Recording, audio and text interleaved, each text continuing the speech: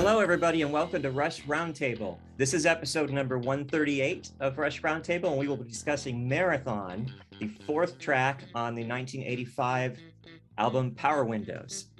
So in a 1986 interview, Neil Peart said that Marathon is about the triumph of time and a kind of a message to myself, because I think that I don't have enough time to do all the things that I want to do. There's a self-admonition saying that life is long enough. You can do a lot. You just don't burn yourself out too fast trying to do everything at once. So we will start by discussing the opening instrumentation, and we'll have Alex kick us off. Thank you. So this song, as the closer for side one, begins with a B power chord, just arpeggiated. The album began with a big B major, but as an open chord for big money. So they're kind of bringing it back around for the same key within reason. I mean, the chord progression itself is actually quite a bit the same as Limelight, but obviously considerably different the way they did it.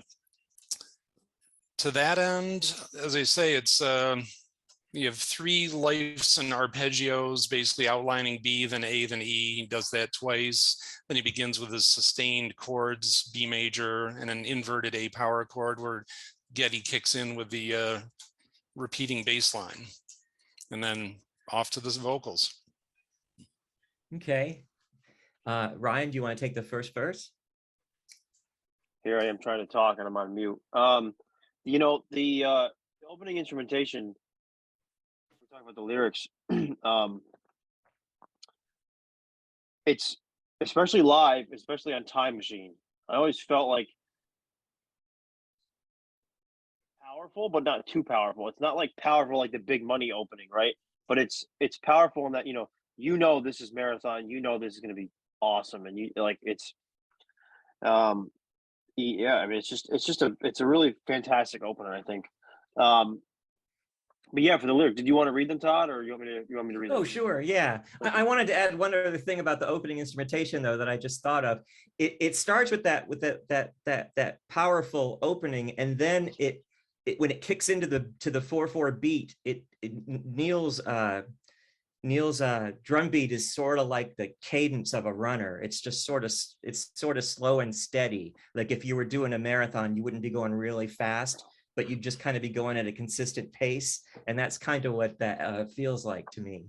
But the lyrics start with, it's not how fast you can go, the force goes into the flow. If you pick up the beat, you can forget about the heat. More than just survival, more than just a flash, more than just a dotted line, more than just a dash. Before I talk about that, I do want to say in this book, which is Martin Popoff book, this is a fantastic book. I just got it.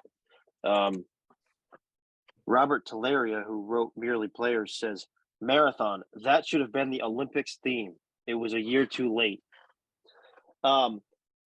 Yeah, I think starts what I'm about to say. It's the start of the use of the word more over and over and over. And if you've watched any of our deep dives, or you watched, some of our roundtables, you'll know that we state quite often that when Neil, repeats words like that, there's an importance to it. It's on purpose. And that's done here throughout the song and throughout this verse, right? So, more of this, more of that, that's what a marathon is. And, you need more of everything in a marathon. More energy, more passion, more desire, more, water, to make it through said marathon. And the same can be said for life, in order to keep going and keep pushing on. And it's like, what you said, Todd, that Neil quote, it makes me think of another Neil quote. What is it? They just talked about it on the Rushcast this morning. What's the most excellent thing you can do today? The Neil quote. It reminds me of that. That's what that the quote you read, it reminds me of that quote. And that's kind of like with marathon, life is a marathon, but do something excellent every day in that marathon. but yeah, but also pace yourself, which is the opening lyrics. It's not how fast you can go. You don't pace yourself, you're gonna burn out, which is said later. But yeah, it's all a journey. And to, quote from Walter Kleiner, the point of a journey is it's not to arrive, it's the lessons you learn along the way. But in terms of like the play on words and more, it tells me that Neil is also referring to just like the human spirit and the power of human resilience and human persistence to really overcome any odds.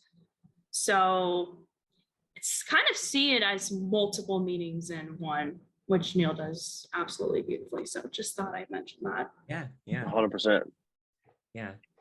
Okay, so it goes on. It's a test of ultimate will, the heartbreak climb uphill. Got to pick up the pace if you want to stay in the race. So I see the heartbreak climb uphill when I'm a terrible runner. And so when I start running uphill, I start thinking, okay, I'm not going to make it. I'm not going to be able to finish. This hill is going to kill me, and that's going to be it. They're just going to drag me off of this hill. So I kind of feel like that must be what he's talking about when he says the heartbreak climb uphill. It's some obstacle that you get to that you don't think you're going to be able to get through, but you just got to keep going. You have to keep going if you want to stay in the race.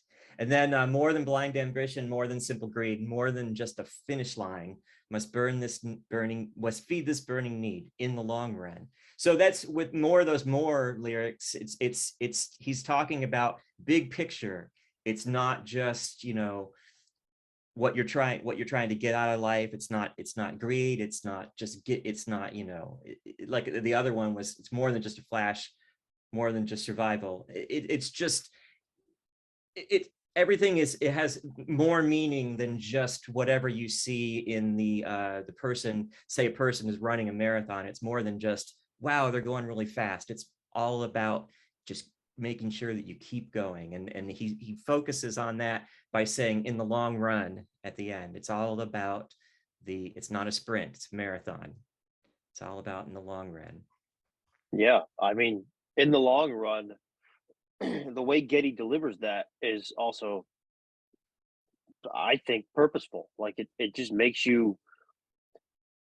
It's this idea that in a long run, or in the phrase in the long run, right? I mean that's like a phrase people use every day, right? Sometimes to get to point B, you need to get through point A, and again, you need to pace yourself. You need to you have, in order to finish that long run, there's certain things that need to happen first. So I think just the way he delivers that line, masterful. It's just wonderful. And it's great wordplay in that he uses the word run. It's just perfect. Yeah, 100%. Mm-hmm. Yeah. So the chorus is from first to last, the peak is never past. Something always fires the light that gets in your eyes. One moment's high and glory rolls on by like a streak of lightning that flashes and fades in the summer sky. Alex, you want to take that? This line for me, just the very beginning, as far as from first to last, the peak is never past. I kind of interpret that in, we're born, we have a beginning, we have an ending. And throughout our life, we have many beginnings and endings, whether it's school or personal hobbies and whatnot. And within that, it's pretty much one long middle. Not to get too esoteric, but in certain looking at processes, some people could note the point of no return if you committed to something in the middle. And the middle is where the difficulty begins. The beginning is exciting, the beginning is fun. The ending could sort of say, oh, it's either melancholic because it's ending, or wow, I completed this is awesome. But that middle zone, our life is one long middle, really. So in that respect, I just feel like from first to last, the peak is never passed. We never really totally pass the peak until we pass the peak. Something always fires light that gets in your eyes. I guess I kind of have looked at that along the idea that there might always be something that kind of maybe distracts, but maybe creates a little bit of an obstacle. Roadblocks. Yes. Yes, thank you. Roadblocks. Yeah. Yeah. I wasn't trying to finish your thought. That was. No, it helps. I was Yeah. going to say that. Yeah. That is actually very helpful. Yeah. Yeah.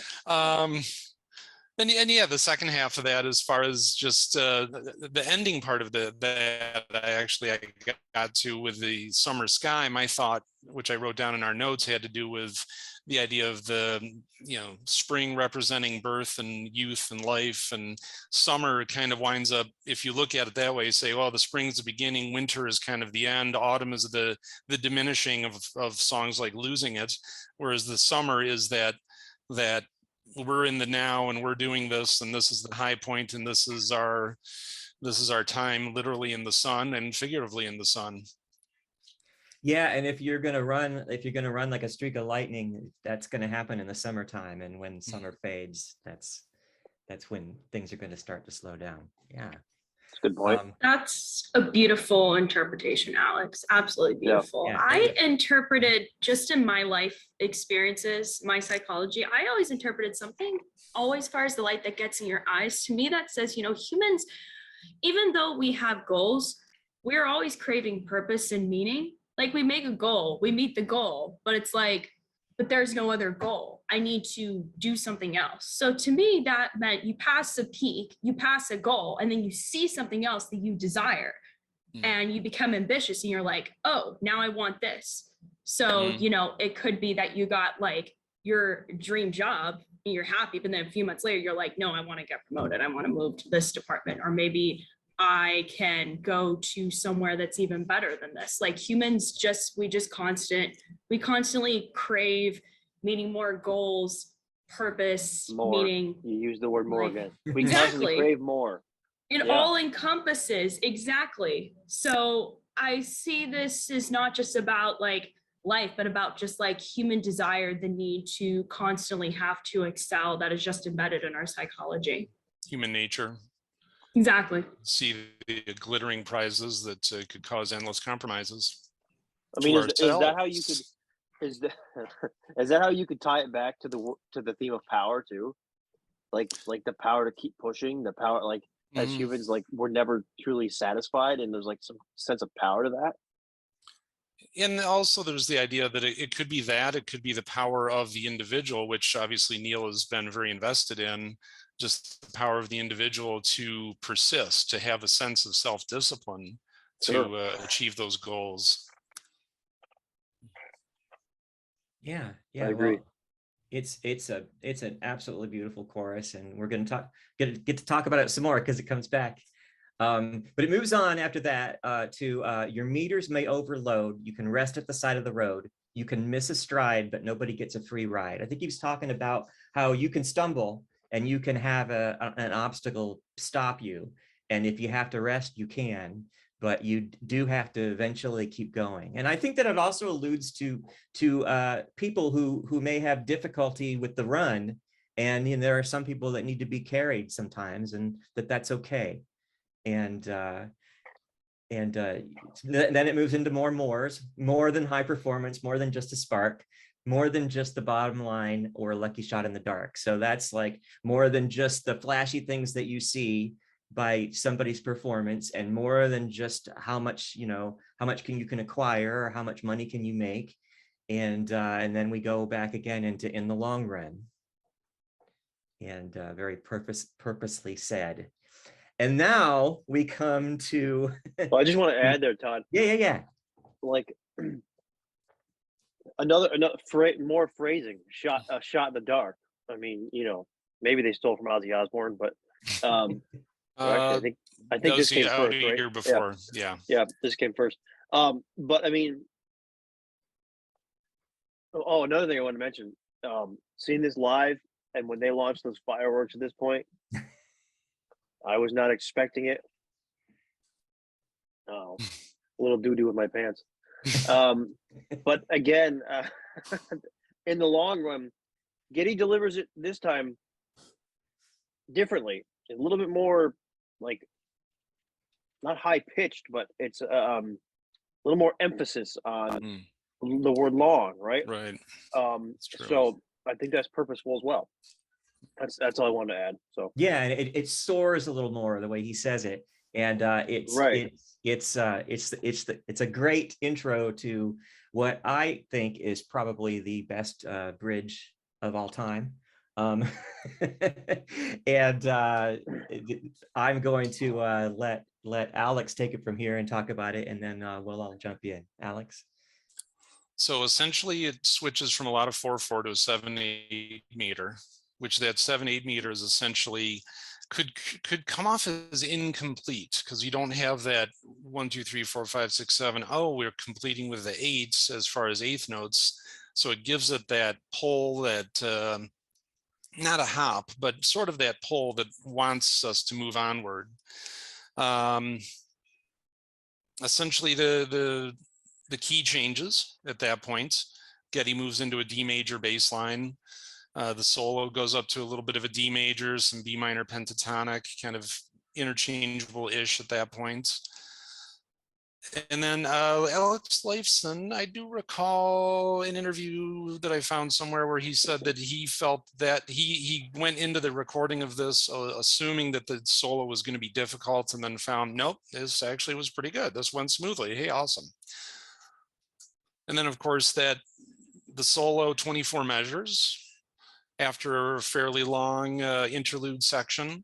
So they give us a nice long interlude. I mean, the song form overall is, you figure you have your intro, you have your verse, kind of a pre-chorus, verse, pre-chorus, chorus. Then this interlude, it's not unusual, but we do get our long our long instrumental section.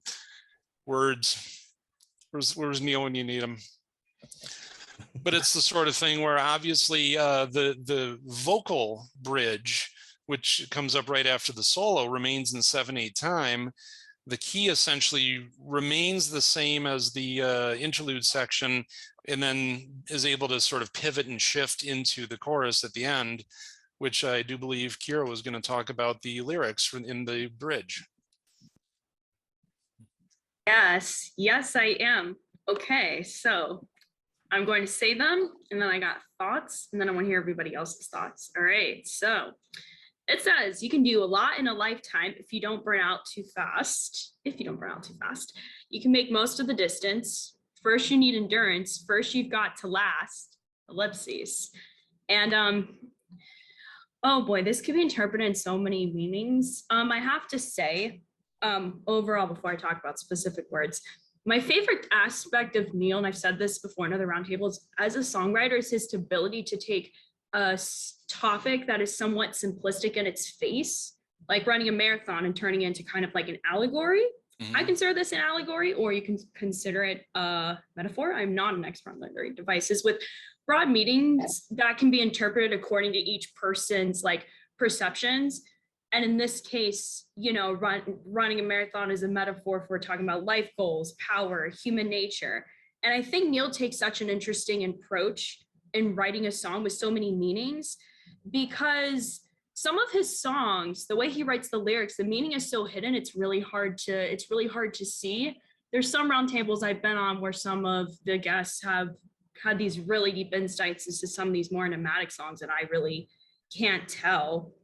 But the way that Neil crafts these lyrics, it's not like it's so broad that the meaning's straightforward, but it's not so specific that it's hard to understand. And I think he really masterfully crafted it to where there's not one single interpretation. Really, it's really just depends on the person that's listening to it. So I have to just give that a thought, because I mean, the way Alex interprets it, I didn't see it that way, or Todd. So I just have to know how masterful Neil's writing is in this song. He can create a song where there's really no like one straightforward meaning. It's just absolutely brilliant. I think we can all agree on that. Yeah. These verses kind of hit me on a personal note, because I've been going through a lot of life struggles lately. You can do a lot in a lifetime if you don't burn out too fast. I think burnout is it's a real like issue that a lot of people like struggle with. You have a goal, you're trying to meet that goal, you get really exhausted and tired. This has been me the past like few weeks with job loss and school and everything else. So I interpret it on a very much like a personal note. because of what I'm going through right now. These verses have kind of gotten me through the past few weeks, to be honest. But in order to be able to get through burnout, you have to have a lot of stamina. You have to have a lot of endurance, so to speak. And you have to have a lot of resolve, which I've been struggling to find. I don't know if you guys are going through anything like that, but these few lines are very personal to me. I wish I had a more deep thought than that, but it's just coming I from think the it's heart. fine. That I is think plenty no, deep. yeah, that's fine. I mean, like another thing that it's not. It's you can do a lot in a lifetime. Not if you don't burn out. It's if you don't burn out too fast. So it's like it's kind of saying just about everyone in life will burn out, but hopefully your burnout is over an extended period of time and not right on the dot because I mean you can make the most of the distance. It is a long run, and if you burn out too fast, that's problematic. But if you just burn out, I guess slowly over time, you can pick your self back up. If like what you said, if you have that stamina. I do want to say again, referencing this book, Robert Tillery. I know we don't really reference books anymore on Rush Roundtable, but this is good. You can do a lot in a lifetime if you don't burn out too fast. Tillery says you could apply that to the band, right? Mm-hmm. I mean, they could have just mailed it in after Tom Sawyer or rather, Moving Pictures, and just did another commercially successful album, but instead, they kept pushing that. There's that, the peak has never passed. There's that desire to continue to create and continuously move forward and experiment. Not burning out. They never really. I mean, maybe they would say otherwise, but it never really seemed like they burnt out, at least in their music, right? So, I mean, some may argue Test for Echo, but go watch a Test for Echo deep dive. I think that's completely. I don't think they burnt out. I think there was purpose of that too, but yeah, I mean, and when it comes to I did want to say one thing when it comes to the solo. Obviously, this is one of my favorite Rush songs. Everyone knows that, but this is not one of my favorite solos. That being said, I think it does fit the song very well. Whereas all Alex solos, in my opinion, fit songs very well. It's not something overbearing. It's not something over the top solo. It's melodic. It does its job. I think there's better solos on this record. Though, which one of them will come, second to last. We'll get to that a few weeks, but yeah, no, I mean that's really all that I got to say. About the ending verse there. It's a nice, way to kind of wrap up the song. Well, there are a lot of lyrics in retrospect when you think about Neil. And you think about his life journey and you think about what he experienced that are even more touching now than they used to be. And this is certainly one of them, because if you think you can do a lot in a lifetime, if you don't burn out too fast, you can make the most of the distance. First, you need endurance. Man, did he ever do that? Think about all of the things that he accomplished and all of the roadblocks that were thrown at him. He rode motorcycles across the country and climbed the top of the mountain and wrote books and all of the things that he did. And when you think about him saying, first you need endurance, first you've got to last, the first thing I think about is him driving from gig to gig and then getting off of the motorcycle and going right to sound check, and how I can't even imagine. Always finding new ways to life, I mean, as the band, I mean, obviously they toured with enough bands where they would see the behavior of other bands backstage, and you could sort of tell that which band is going to burn out based on trying to party too hard. And as Don has said on some of those deep dives, they were normal guys, they were normal family guys, but they were still 20 somethings on tour living the life, so they were partying down a bit, but obviously they had the good sense to not burn themselves out the way some bands famously did. Yeah, they That's a good point. really we're right on that line of not being so conservative that the other bands were like, oh, they're no fun to party with. You won't hear Kiss saying that Rush was no Yeah. fun, but yet Rush really knew how to pace themselves and Yeah. not get too crazy. Yeah. I see it as a good metaphor for the band too, and that they've had their own ups and downs. The first time I watched Beyond the Light stage, it was before I became a big Rush fan. I was 16, I think, when it came out, and I have a lot more life experience now. And this song in particular, and a lot of other songs, have a lot more meaning now than they did then. But I remember the clip where it was right when they were doing like the Hemispheres tour, which is the first tour my dad saw, and how Geddy just looked exhausted. And he's like, we're playing 200 shows. And he said that they were burnt out, they were fried, they were not having good relationships with their wives because they were just, doing too many shows and not really splitting their time. And I mean, that could have really broken them then. But they resolved to make a big change, and look what happened. And then there's when Neil's wife and daughter passed away, God bless their hearts, and they went on that really long hiatus, never thought they were going to come back, and Neil just needed like a few years to just figure out how to survive. So just thought I'd note that. Yeah. And that bass line in this song, Mm. I mean, let's I brought that up at the beginning, but let's not forget that. I mean, just a driving, no pun intended, bass line. Yeah. That's just perfect for this theme, really. I mean, it's great. Yeah. And I wanted to say just a couple of extra things about the bridge. During the synth melody before the guitar solo, you hear Alex playing this rhythmic pattern over and over again. It's dun dun dun dun dun dun dun dun, and it kind of to me feels like he's saying keep going.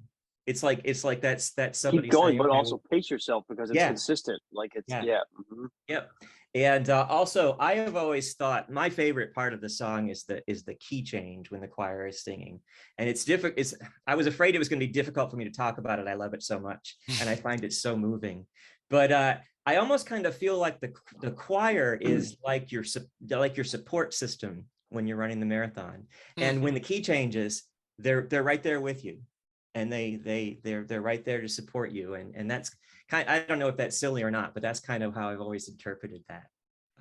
That could be any victory. The song isn't insinuating a particular life event.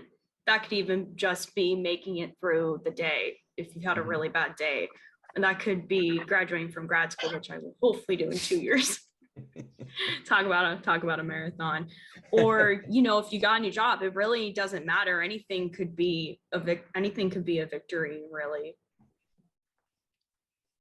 And for that chorus to be repeated again with the choir singing along from first to last, the peak has never passed. What a fantastic way to end the song. It's just I can't say enough good things about it. So does anybody have a favorite live version? As far as I can tell, there are only 2 officially available live versions, and that would be Time Machine 2011 live in Cleveland and A Show of Hands. I'll go first and say Time Machine 2011 by just a smidge. I like the explosion, like Ryan talked about. That's really powerful. And even if you can't see it, even if you're just listening to it, right, it's really impactful. I like that the 2011 version has a few extra bars after the solo and before You Can Do a Lot in a Lifetime. And you've got a little bit of a quiet little Alex solo during that part.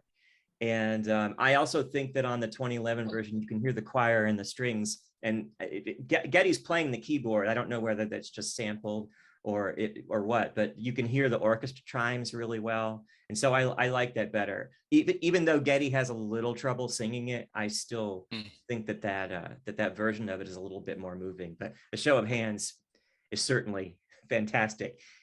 Geddy's voice is in fine form, and there's a part towards the end where the crowd just roars, and it's just really powerful. So it's close, but I picked Time Machine. Yeah, I mean, for me, I went to Dunkin' Donuts tonight. It's about I don't know, we'll say 9 minutes there, 9 minutes back, and it's perfect to listen to. Studio version, 6 minutes. A Show of Hands, 6 minutes, and Time Machine, 6 minutes. So I was able to listen to all three in a row. And, you know, I agree with you, Todd. I think A Show of Hands is phenomenal. I mean, this track sticks out on that record, but for me, I mean, just seeing Marathon, I've said this a bunch of times too, where it was wedged in the set list, Free Will, Marathon, Subdivisions, it made it seem that much, not better, but it made it seem that much more important to the band because of where it was put in between those two, you know, Free Will and Subdivisions. You know, just, I will say a quick story. That day that I saw Time Machine in 2010, when I actually saw it live at SPAC, Saratoga Performing Arts Center in upstate New York. If I recall correctly, it downpoured that day, thunderstorms all day long, and I was waiting for flashes and fades in the summer sky. I was waiting for some lightning, you know, when that happened. Fortunately, I didn't get it, but it was kind of eerie seeing them play this song, you know, on a rainy day like that. So I just kind of, it always kind of just gives me chills thinking about it. But yeah, Time Machine for me by a smidge, I would say. And I may be mistaken, but I think the Time Machine tour was the last time they played it. Is that correct? Yeah, that's correct. Yeah. They did a so whole bunch of Power Window stuff on Clockwork Angel, but this wasn't one of them. Yeah, I think that makes it a little more poignant too, because yeah, sure. And you know, apparently they played this through Presto, so they played it Power Windows, Hold Your Fire, and Presto. And I saw all those tours, and I was under the impression that they continued playing it like through Counterparts, but apparently not. But one of the things that I remember loving about always seeing it is that there's a little film that goes with it that's like the little characters on the front of A Show of Hands. And the choir singing is like those little characters. And I was always so thrilled that every time they played it, even on subsequent tours, that they still showed the film. So it's kind of like, oh, it's my favorite part of the concert. I get to see it again. Sorry, Kiara, what do you think? Oh, I am not the best person to ask that question because I like all the live versions. There's some songs that I will be honest, when I was younger, that I only ever heard them live when I listened to them with my dad. And then when I heard the studio version, I'm like, I don't like it. This sucks. It's kind of like fight for me. This sucks. Oh. I'm sorry. I'm just saying my opinion. There's some songs I just prefer the live version. There you go. I just don't prefer the studio version as much, but I have to say I kind of like Show of Hands a little bit better, but that's just a personal bias because The Fire was absolutely epic. My parents saw that on tour. I did not get to see that until I didn't get to see Rush till Clockwork Angels, but I just really like A Show of Hands. I like the old school live albums a little bit more. That's just my personal bias. It's more relevant, you know, to that era too, you know. Yeah, but they're both amazing. Mm-hmm. So, I mean, they're really close. Yeah. I would say Show of Hands by just like a teeny bit, half a hair or so. Alex, you have a favorite? Yeah, I'd go with The Show of Hands. In part, I'd say because I remember in December of 1988, so this is now the way to tell a story to make you seem like you're 1,000 years old, but in December of 88, there was a commercial that ran on MTV for the Show of Hands album, and it featured part of Marathon, the chorus in Marathon. So it just like came in, so you're just sort of sitting there watching MTV, and it's like, hey, a commercial for Rush. And it's, you know, that part. So that sort of was welded into my head. I mean, I knew the album was coming out the following month, but it was just sort of cool because when have I ever before and since seen a commercial for a Rush album? So Show of Hands, that version, that era, that time, it just sort of has that specialness to it. Yeah, I know what you're saying, and I agree. Well, I think that would be a good place to wrap it up. Thanks, everybody, and thanks for watching this episode of Rush Roundtable. Please leave us a like down below and subscribe to the channel if you haven't already. And we'll see you next time for Territories.